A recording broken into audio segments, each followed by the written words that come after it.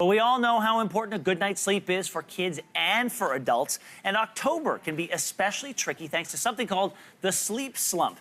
Here to tell us what that is and how to deal with it is pediatric sleep consultant Amanda Jewson. Amanda, thank you for being here. Thanks for having me. I have never heard of the October sleep slump. What is it? It is real. It is basically when the outside looks like this in the morning.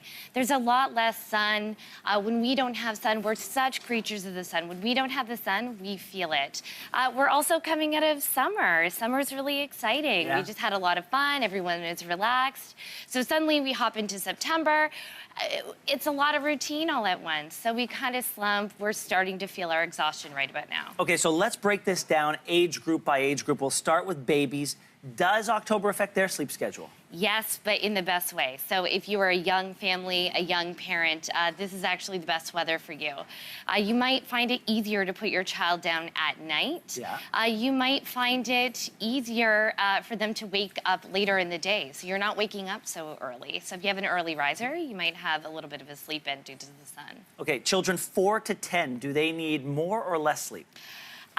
Children 4 to 10, I would say a lot of children need anywhere between 10 and 13 hours of sleep. 10 and 13? It's a lot of hours of sleep. Yeah, it is. Right. So I envy those kids. I know.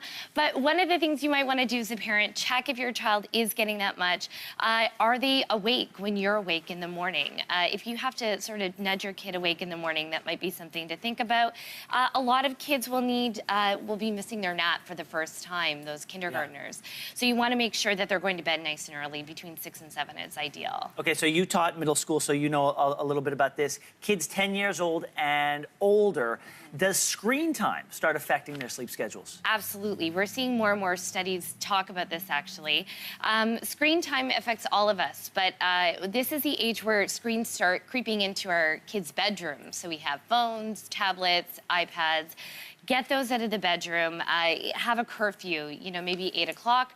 No screen time for 1 to 2 hours before bed. It's a melatonin disruptor. Melatonin is our sleepy hormone. We want to make sure that is good and present for good sleep at night. Okay, teenagers, we know that they're going through massive changes, lots of hormones. Does that mean they need more or less sleep? They need about the same amount of sleep. I would say no less than 9 hours. But the problem with teens is our melatonin, that sleepy hormone, produces later in the evening. It makes it really hard for them to fall asleep. So when our teenager wants to stay up late and sleep in, it's legitimate, it's biological. Allow them a little sleep in on the weekend, no more than 2 hours past a regular wake-up time. Okay. And finally, for adults, what's a good piece of advice for adults this time of year? My favorite thing is a sunrise clock, actually. So it's something that rises maybe 20 to 40 minutes before your scheduled wake-up time. It replicates the sun and makes us feel more awake and alert in the morning. So if you sleep in a room with blackout blinds, this is the best way to wake up? It's how I wake up every day. It's so refreshing. It's invigorating. It's the best way. Amanda, thank you so much for being here. Thank you so much. Appreciate it.